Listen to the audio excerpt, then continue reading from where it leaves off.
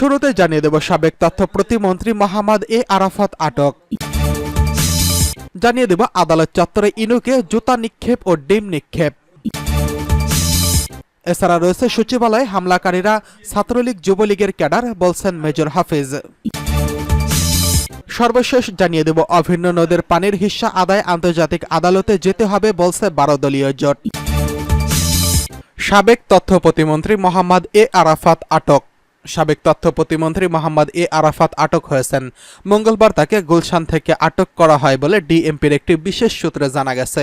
সাম্প্রতিক বৈষম্য বিরোধী ছাত্র আন্দোলন চলাকালে কবি নজরুল সরকারি কলেজের শিক্ষার্থী মোহাম্মদ তাহিদুল ইসলামের নিহতের ঘটনায় সাবেক প্রধানমন্ত্রী শেখ হাসিনা সহ 47 জনের সঙ্গে মোহাম্মদ আলী আরাফাতও আসামি ছিলেন। এছাড়াও এরকম আরও কয়েকটি মামলাতেও অন্যান্যদের সঙ্গে তাকে আসামি করা হয়েছে। দ্বাদশ জাতীয় সংসদ নির্বাচনে ঢাকা 17 আসন থেকে জয়ী হয়েছেন আওয়ামী লীগের প্রার্থী মোহাম্মদ আলী আরাফাত। অনেকটা প্রতিদ্বন্দ্বিতা ছাড়াই নৌকার প্রার্থী হিসেবে বিজয়ী হন তিনি। পরে তিনি শেখ হাসিনার নতুন মন্ত্রিসভার প্রতিমন্ত্রী হিসেবে শপথ গ্রহণ করেন। আরাফাত দীর্ঘদিন ধরে আওয়ামী লীগের একজন থিঙ্ক ট্যাঙ্ক হিসেবে কাজ করেন। তিনি 2022 সালের ডিসেম্বরে আওয়ামী লীগের কেন্দ্রীয় কার্যনির্বাহী কমিটির সদস্য হন। তিনি জুলাইয়ে 2023 সালের ঢাকা 17 আসনের উপনির্বাচনে হিরো আলমকে হারিয়ে 28,818 ভোটে সংসদ সদস্য নির্বাচিত হন।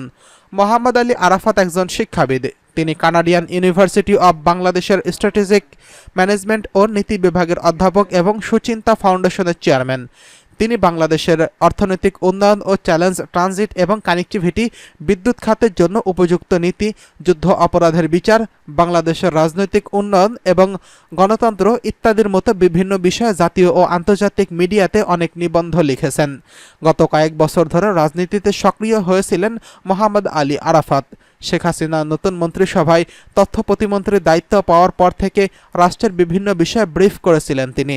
সর্বশেষ হাসিনা সরকারের পতনের আগের দিন 4 আগস্ট সরকারের কঠোর অবস্থানের কথা সাংবাদিকদের জানিয়েছেন মোহাম্মদ এ আরাফাত। এদিকে আদালত চত্বরে ইনুকে জুতা ও ডিম নিক্ষেপ। রাজধানীর নিউ মার্কেটের দোকান কর্মচারী শাহজাহান আলীকে গুলি করে হত্যার অভিযোগে দায়ের হওয়া মামলায় জাতীয় সমাজতান্ত্রিক দল জাসদ সভাপতি হাসানুল হক ইনুকে আদালতে হাজির করা হয়েছে। এ সময় ইনুকে উদ্দেশ্য করে ঢাকার মেট্রোপলিটন ম্যাজিস্ট্রেট কোর্টের নিচে জুতা ও ডিম নিক্ষেপ করেছে বিএনপিপন্থী আইনজীবীরা। একাধিক ডিম ইনুর শরীরে পড়েছে। মঙ্গলবার বিকাল 5টা 10 মিনিটে সিএমএম কোর্টের নিচে এই ঘটনা ঘটে।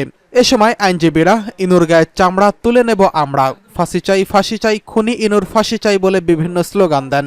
এর আগে বিকাল 4টা 50 মিনিটে ঢাকা মহানগর গোয়েন্দা পুলিশের একটি দল ইনুকে সিএমএম কোর্টে আনেন। নিরাপত্তার প্রয়োজনে তাকে বহনকারী গাড়ির সামনে পেছনে পুলিশের 3টি প্রোটেকশন গাড়ি ছিল। আদালত সূত্রে জানা গেছে, ঢাকার মেট্রোপলিটন ম্যাজিস্ট্রেট আলী হায়দারের আদালতে এই রিমান্ড শুনানি অনুষ্ঠিত হবে। এর আগে সোমবার বিকেলে উত্তরার একটি বাসা থেকে ইনুকে গ্রেফতার করে ডিবির একটি টিম। মামলার নথি থেকে জানা যায়, গত 16 জুলাই বৈষম্য বিরোধী ছাত্র আন্দোলন চলাকালে শাহজাহান আলীকে হত্যার অভিযোগে তার মা আয়েশা বেগম নিউ মার্কেট থানায় একটি মামলা দায়ের করেন। মামলায় আসামিরা হয় অজ্ঞাতনামা। এই মামলায় ইনুকে গ্রেফতার করা হয়। এদিকে সচিবালয়ে হামলাকারীরা ছাত্রলীগ যুবলীগের ক্যাডার, অভিযোগ মেজর হাফিজের। বিএনপি জাতীয় স্থায়ী কমিটির সদস্য মেজর অবসর হাফিজউদ্দিন আহমেদ বীর বিক্রম বলেছেন, যারা সচিবালয়ে হামলা করেছে তারা কেউ আনসার নয়। আওয়ামী লীগ সরকার এদের প্রশিক্ষণ দিয়ে আনসারের নিয়োগ দিয়েছে। আনসারের পোশাকের আড়ালে এরা ছাত্রলীগ যুবলীগের ক্যাডার। রাজধানীর জাতীয় প্রেস ক্লাবের মঙ্গলবার জাতীয়তাবাদী মৎস্যজীবী দল আয়োজিত দলের আহ্বায়ক এবং বিএনপির নির্বাহী কমিটির সদস্য বীর মুক্তিযোদ্ধা সদ্য প্রয়াত রফিকুল ইসলাম মাহাত্তাবের স্মরণ সভায় তিনি এসব কথা বলেন। আয়োজক দলের যুগ্ম আহ্বায়ক সেলিম মিয়ার সভাপতিত্বে এবং সদস্য সচিব আব্দুর রহিমের সঞ্চালনায় আরও বক্তব্য রাখেন বিএনপির নির্বাহী কমিটির সদস্য এবং পিরোজপুর জেলা বিএনপির আহ্বায়ক অধ্যক্ষ আলমগীর হোসেন, যুগ্ম আহ্বায়ক ওমর ফারুক পাটোয়ারি প্রমুখ। মেজর হাফিজ বলেন, অনেকের দাবি দেওয়া নিয়ে এই সরকারকে অতিষ্ঠ করার চেষ্টা করছে, তাই প্রতি বিপ্লব ষড়যন্ত্রকারীদের বিরুদ্ধে দ্রুত পদক্ষেপ নিন। ভারতকে উদ্দেশ্য করে তিনি আরও বলেন, যদি বন্ধুত্ব চান তাহলে স্বৈরাচার খুনি হাসিনাকে দ্রুত বাংলাদেশে পাঠান। তিনি বাংলাদেশি প্রতিবেশী হিসেবে দেশের মদদে তারা এতদিন ক্ষমতায় ছিলেন, বাংলাদেশকে পুলিশি রাষ্ট্রে পরিণত করেছিলেন। মেজর হাফিজ বলেন, স্বৈরাচার হাসিনা সরকার এত তাড়াতাড়ি বিদায় নেবে তা কেউ কল্পনা করতে পারেনি। বিএনপি গত ১৬ বছর ধরে রাজপথে আন্দোলন করছে, বহু মানুষ গুম হয়েছে, অনেকের রক্তে রাজপথ লাল হয়েছে। আওয়ামী লীগ মানবাধিকার সীমা লঙ্ঘন করেছিল বলেই আল্লাহর গজব তাদের উপর নাজিল হয়েছে। ছাত্র জনতাকে নির্দেশ দিয়ে আওয়ামী লীগ নামিয়েছে। শেখ হাসিনা সহ তাদের নেতাকর্মীরা কত বড় বড় কথা বলেছেন, আর এখন তাদেরকে খুঁজে পাওয়া যায় না।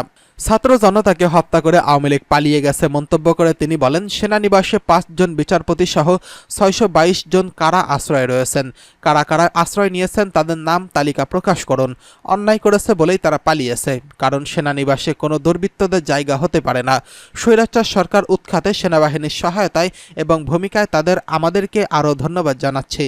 অন্তর্বর্তীকালীন সরকারকে ছাত্র জনতার বিপ্লবী সরকার বলে উল্লেখ করেছেন মেজর হাফিজ। তিনি বলেছেন, উপদেষ্টাদের অনেকের মধ্যে সেই বিপ্লব মনোভাব দেখা যায় না। এদের কেউ কেউ হাসিনা সরকারের অতীতে সমর্থন দিয়েছেন, কেউ এখন আর কোনো তিক্ততা দেখতে চায় না। অন্তর্বর্তীকালীন সরকারের তরুণ সমাজ এবং আন্দোলনে সংগঠিত করতে পেছনে যারা ভূমিকা রেখেছেন তাদেরকে অন্তর্ভুক্ত করার দাবি জানান তিনি। এদিকে অভিন্ন নদীর পানির হিস্সা আদায় আন্তর্জাতিক আদালতে যেতে হবে বলছে ১২ দলীয় জোট। ৫৪টি অভিন্ন নদীর প্রায় প্রতিটি আন্তর্জাতিক নদীর আইন লঙ্ঘন করে একপাক্ষিকভাবে ভারত উজানে বাদ দিয়েছে বলে দাবি করছে ১২ দলীয় জোটের নেতারা। তারা বলেছেন, বাস্তবতার প্রয়োজনে আমাদের সরকারকে পানির হিস্সা দিতে হবে। ন্যায্য হিস্সা নিশ্চিত করার জন্য আন্তর্জাতিক আদালতে যেতে হবে। আজ মঙ্গলবার ২৭শে আগস্ট দুপুরে জাতীয় প্রেস ক্লাবের সামনে বিক্ষোভ মিছিল পূর্ব সমাবেশে বক্তারা এসব কথা বলেন। ভারতীয় আগ্রাসন বন্ধ, ৫৪টি অভিন্ন নদীতে পানির ন্যায্য হিস্সা আদায়ের দাবি, ভারতীয় পণ্য বিক্রয় বন্ধ এবং ভারতীয় পণ্য বর্জনের ডাক শীর্ষক জাতীয় প্রেস ক্লাবের সামনে ১২ দলীয় জোটের উদ্যোগে বিক্ষোভ সমাবেশ এবং প্রতিবাদ মিছিল অনুষ্ঠিত হয়। বিক্ষোভ মিছিল সমাবেশে বক্তারা বলেন, আন্তর্জাতিক আদালতের মাধ্যমে আন্তর্জাতিক আইনে একাধিক দেশের উপর পানি প্রবাহিত ব্যবস্থাপনার বাস্তবায়ন চায় বাংলাদেশের মানুষ।